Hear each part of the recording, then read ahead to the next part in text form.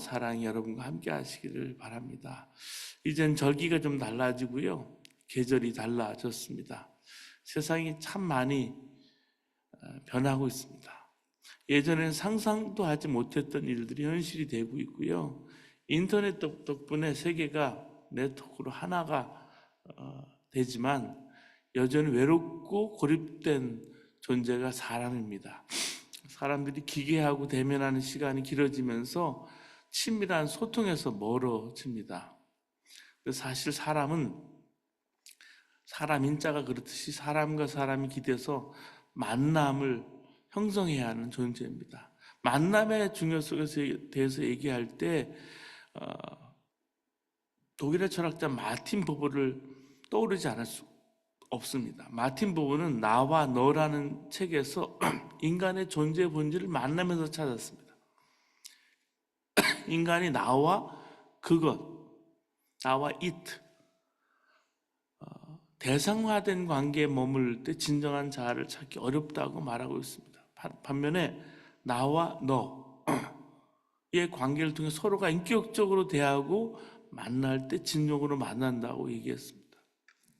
마틴 부버는 단순한 접촉이나 일상적인 대화를 통해서 사람이 만나는 게 아니라요, 그가 말한 것처럼 누군가 진정으로 만나서 서로를 변화시키고 더 깊은 의미로 서로가 서로를 발견하게 될 때 만난다라고 얘기할 수가 있습니다. 우리가 하나님과 만난다, 하나님과 친밀히 만난다라는 것은 내 안에 계신 주님과 더불어서 인격적인 교제를 통해서 만나는 것입니다. 그래서 하나님의 임재를 경험하는 순간에 진정한 만남을 우리는 이루게 됩니다.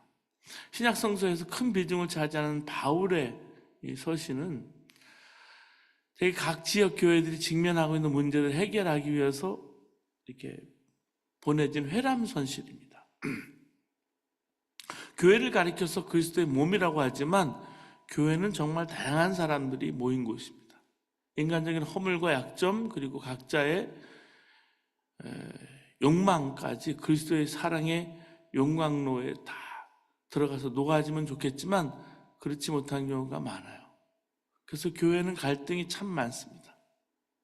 왜냐하면 서로가 생각하는 바와 지향하는 바가 다르기 때문입니다. 모두가 예수 그리스도를 그걸로 표대로 바라보지만 사람들 눈앞에 있는 대상들을 바라보게 되면 좋고 싫은 게 나타날 때가 있어요. 누구든지 그래서 나를 따라오려거든 자기를 부인하고 자기 십자가를 지고 나를 쫓을 것이라 했습니다. 자기 부인이라는 말을 쓰고 있어요. 예수님이 자기를 부인한다. 자기를 부인한다는 말은 자기를 내려놓거나 자기 이익을 따라 처신하지 않는 것입니다. 주님이 누구든지 나를 따라오려거든 자기를 부인하고 자기 십자가를 지고 나를 따를 것이라고 마태복음 16장 24절에 말씀했는데, 이렇게 해야 주님과 내가 영적으로 만나고 인격적인 동행을 할 수 있다는 말씀입니다. 많은 사람들이 이 말씀, 자기를 부인하고 자기 십자가를 져야 한다는 말씀에 걸려 넘어집니다. 진정한 의미를 알지 못하기 때문에. 이 말씀의 핵심은 주님을 따르는 거죠. 재산도 버리고 기쁨도 버리고 가정도 버리고 심지어 생명도 버려야 주님을 따르는 것이 아니고요, 주님을 아는 눈이 띄어서 주님과 사랑에 빠지니까 더 이상 재산이나 성공에 미련을 두지 않고 생명도 아깝지 않다는 그런 표현이죠. 너무나 복되고 사랑스러운 주님을 따라가려니까 자기를 부인하게 된다는 말씀이에요. 주님이 나를 따라오는 것이 아니라 내가 주님을 따라가시는 거니까 더 이상 도와주세요, 살려주세요, 그렇게만 하지 않는다는 거죠. 자기 십자가란 하기 싫은 일, 부담스러운 일, 고통을 주는 문제가 아닙니다. 선교사 한 분이 어느 목사님에게 찾아와서, 목사님, 제게는 아내가 십자가예요, 그렇게 말하더래요. 그러면서 웃옷을 벗어서 팔뚝을 보여주는데 물린 자국이 여기저기 있는 거예요. 아내가 팔뚝을 물어뜯은 거예요. 그러니까 아내가 팔뚝을 물어뜯을 정도로 성격이 거칠어도 아내가 십자가는 아닙니다. 팔뚝을 물어뜯는 아내를 여전히 사랑하라는 주님의 말씀이 십자가예요. 그 아내를 사랑하기 때문에 내가 지킬 걸 지키고 거룩하라는 게 오늘 본문의 말씀. 예수님께서 말씀하신 자기 십자가는 십자가에서 예수님과 하나가 되는 겁니다. 예수님께 십자가에 죽으신 그 죽음에 나도 함께 죽는 거예요. 그 보네포는 주님께서 나를 따르라고 부르신 것은 나와 함께 죽자고 초청하신 것이다, 이렇게 얘기한 적이 있습니다. 맞습니다. 옛사람이 내가 이미 예수님과 함께 십자가에 못 박혀 죽었음을 내가 믿고 예수님 바라보고 예수님 쫓아가는 거예요. 그래서 나를 부인하고 자기 십자가를 지고 예수님 따라가는 거예요. 마리가 예수님 바라보고 말씀을 예수님 발 앞에서 들을 때 황홀한 눈빛, 감격스러운 마음으로 주님을 바라보는 것은 바로 마리아가 자기 십자가를 지고 자신의 모든 정과 욕심 십자가에 죽이고 그 안에 계신 예수님을 바라보는, 그럴 때 예수 그리스도의 부활의 생명으로 살면서 다른 사람에게 은혜와 기쁨과 위로의 말씀을, 결국은 마리아가 부활의 기쁨을 전해주는 놀라운 삶을 살았습니다.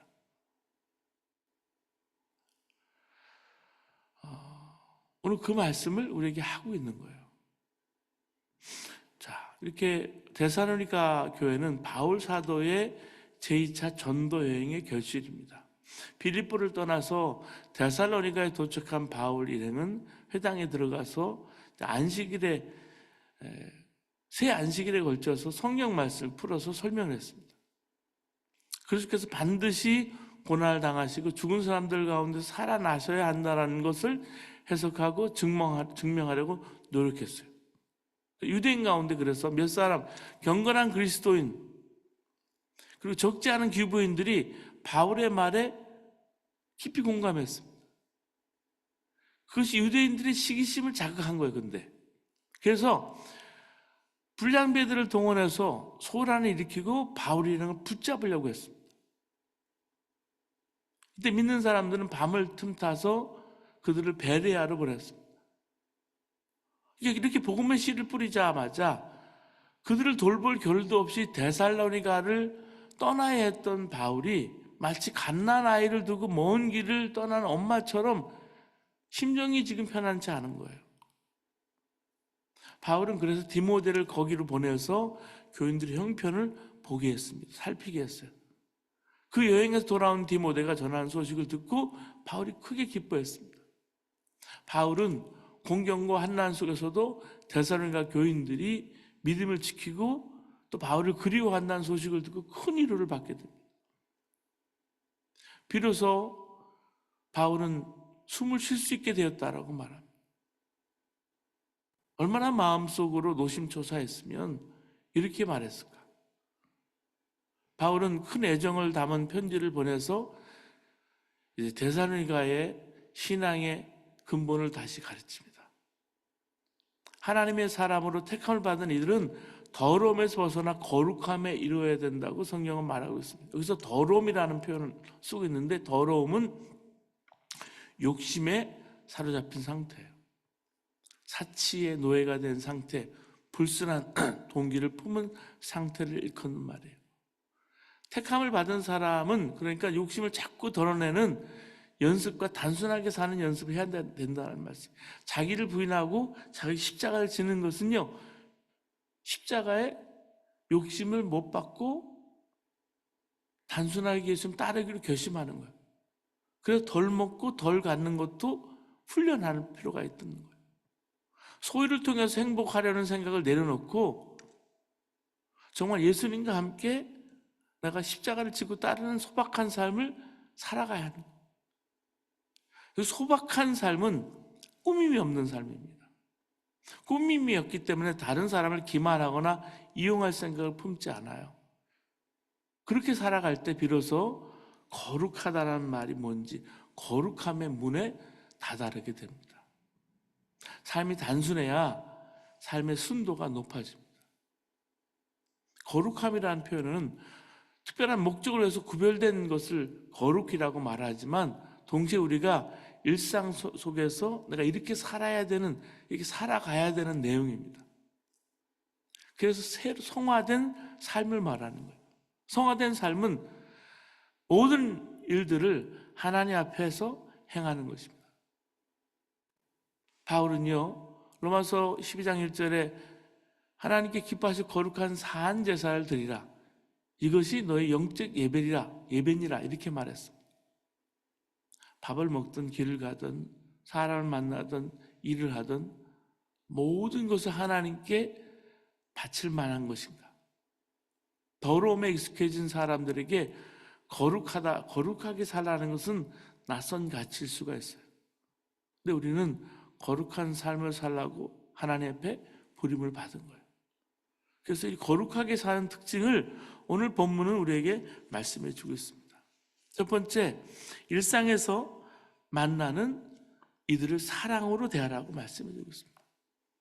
바울 사도는 우리에게 그리스도인으로서 우리가 일상적으로 만나는 이들을 사랑으로 대해야 한다고 말씀해 주고 있어요.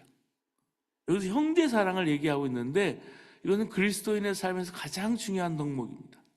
사랑이 없이는 우리는 그리스도의 제자가 될 수가 없습니다. 데살로니가 교회는 서로 사랑하는 모습을 보여줬고 바울은 그들을 칭찬하면서 더욱더 사랑할 것을 권면합니다. 바울은 이런 말로 데살로니가 교인들을 먼저 칭찬해요. 데살로니가 전서 1장 3절에 보면 우리는 하나님 우리 아버지 앞에서 여러분의 믿음의 행위와 사랑의 수고와 우리 주 예수 그리스도께 둔 소망을 굳게 지키는 인내를 언제나 기억하고 있다고 말해요. 그러니까 믿음이 행위하고 연결되고 결합되고 사랑은 수고해야 되는 거예요. 수고와 뗄래야 뗄 수 없는 관계로 연결되어 있는 거예요. 또 소망은 인내를 요구합니다. 특히 우리 말을 붙잡는 것은 사랑의 수고라는 표현이에요.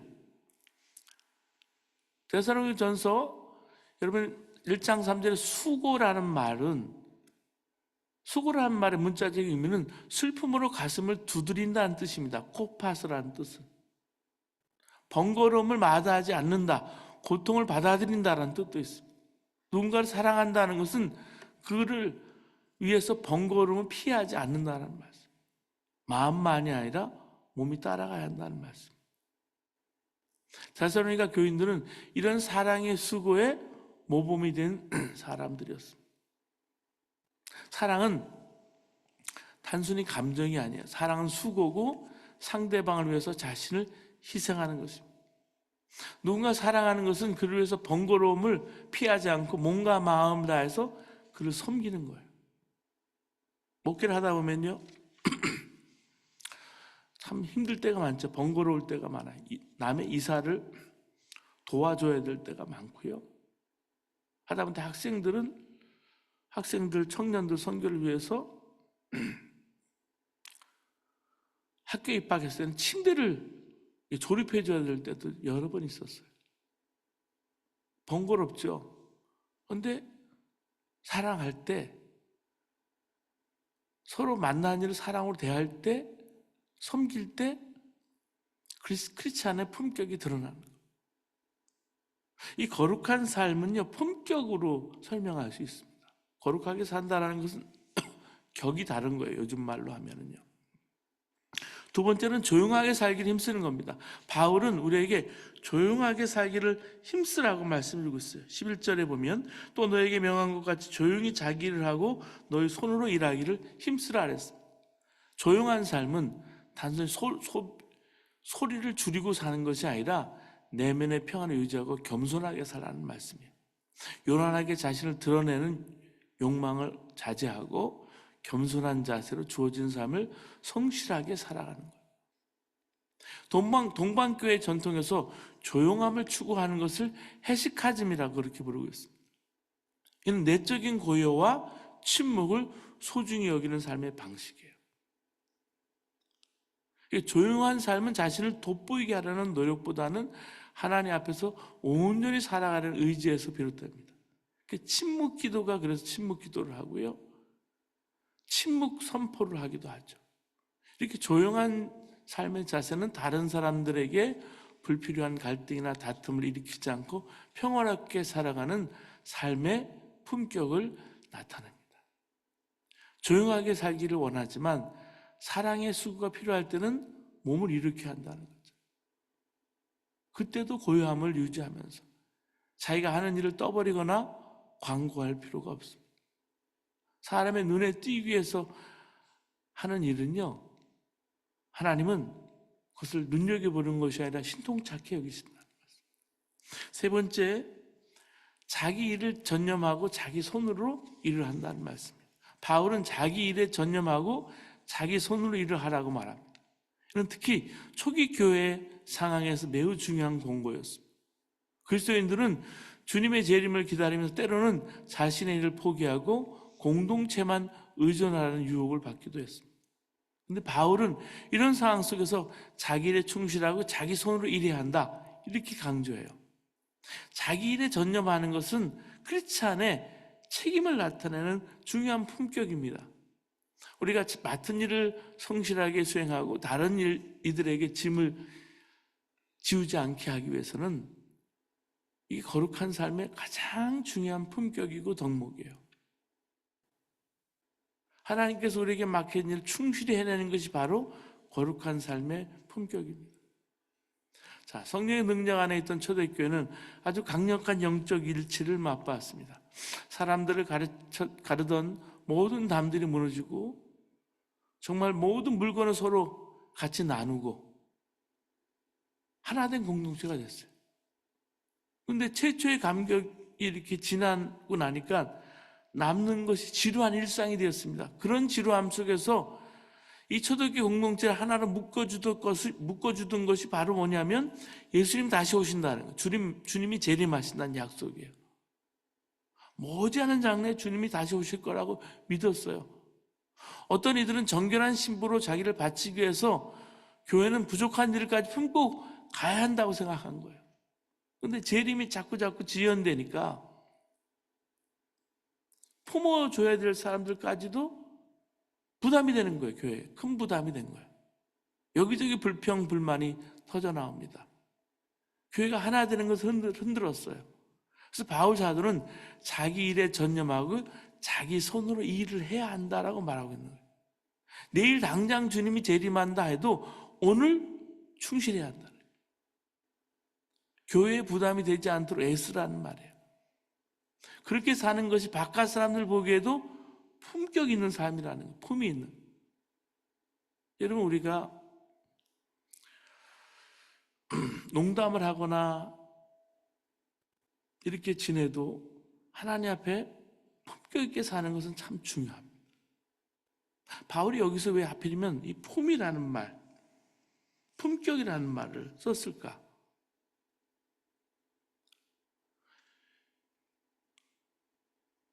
하나님께서 왜 품 있게 살라는 말을 썼을까 하는 거예요.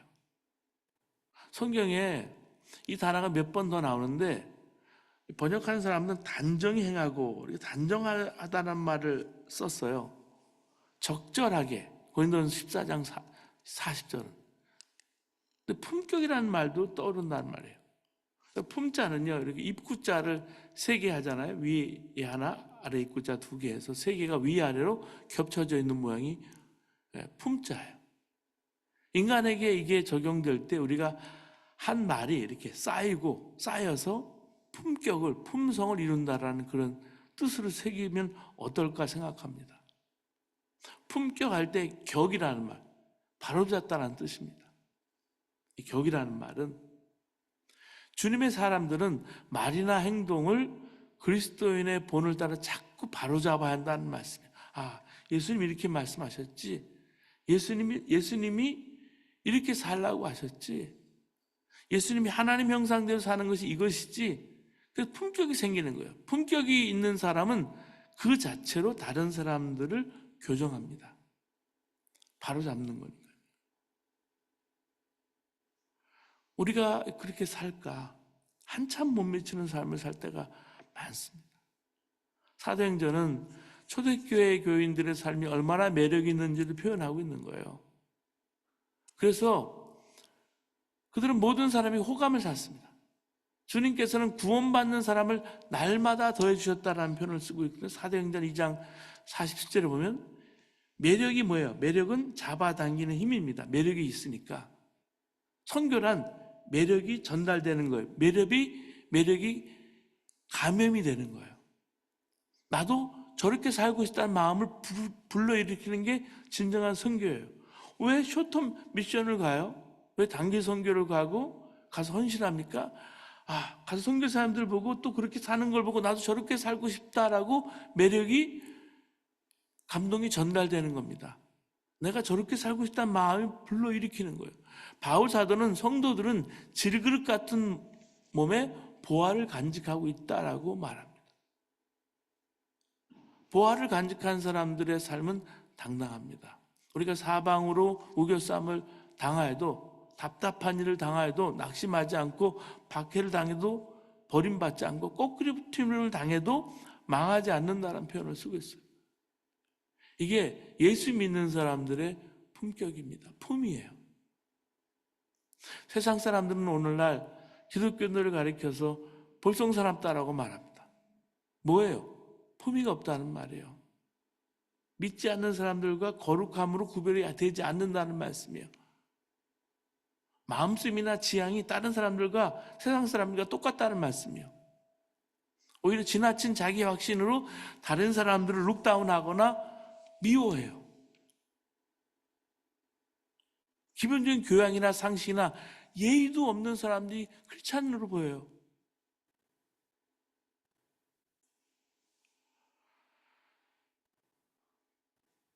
자기 비판적인 사람은 자기 만족에 빠지지 않습니다. 믿는다 하는 이들 가운데 자기 만족에 빠진 이들이 참 많습니다. 그래서 볼썽사납고요. 최소한 볼썽사나운 사람은 되지 말아야 합니다. 우리는 하나님의 작품입니다. 선한 일을 하도록 하나님께서 우리를 그리스도 안에서 만드셨고 부르셨어요. 오늘도 시간 속에서 우리의 존재를 빚고 계시고요. 그럴 때 우리가 세상의 빛과 소금을 살 수 있습니다. 사랑하는 여러분, 우리가 세상 안에 오늘도 살아갑니다. 우리는 오늘 말씀처럼 하나님 기쁘시게 하는 거룩함, 이 거룩한 품격을 드러내는 존재들입니다. 거룩함으로, 그리고 형제 사랑으로, 그리고 조용한 삶으로 우리가 그리스도의 품위를 세상에 보여주는 저와 여러분 되기를 바랍니다. 이런 삶의 자세가 우리를 통해 세상에 전해지게 될 때 우리는 참된 그리스도인의 제자로서 사명을 감당하게 될 것입니다. 오늘도 주님의 은혜 안에서 그리스도의 품격을, 품위를 본받아 살아가는 저와 여러분 되시기를 주님으로 축원합니다. 기도하시겠습니다.